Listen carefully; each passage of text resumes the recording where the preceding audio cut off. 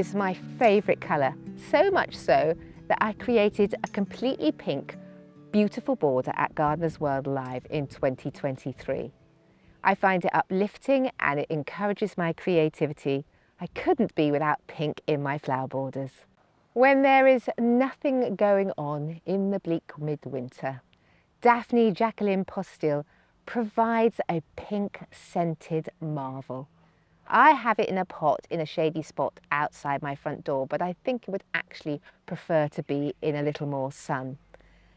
It is toxic, all parts of it, so it's best to put it somewhere where it's not too busy. But the joy of having this scent and this colour when all else is dull is a wonderful thing. I do like wildflowers in my garden, and red campion is a prime example of how a wildflower can really bring some lift to the border. I think it's called red campion because its branching stems are red, but the flowers are in fact pink. It self-seeds, it has an air about it that it sort of wafts above the border and fits in well with other plants that are coming through and will be flowering later in the year. If you do like wildflowers, why not have a go and put it in your traditional border? Roses have thorns, and with the length of my arms it can be a bit difficult, so I looked for a thornless rose and I found Zephyrin Druin. It's a beautiful, deep, bright pink rose with a lovely scent. It's a climber. I was warned when I grew it that it can be susceptible to disease, so I fed it, I've nurtured it, I've looked after it, and I've had no problems so far. The plant I have the most of in my garden are Japanese anemones, pink and white. The pink ones are a hybrid and they've been grown with very strong stems, so in this wet and windy coastal area they do really well.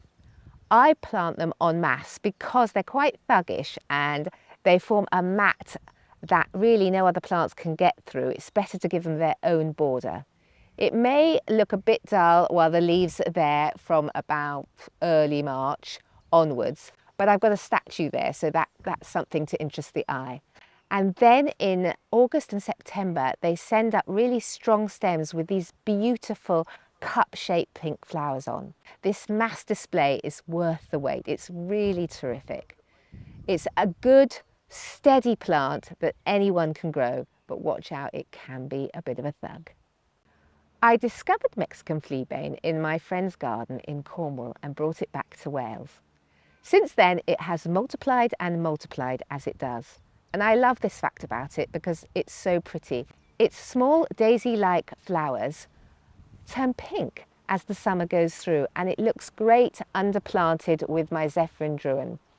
The pinks really highlight each other. But I would say it will also self-seed into the cracks of any pavement you've got. But I love that random look. I put it in all my pots so I get that cohesiveness to the garden display.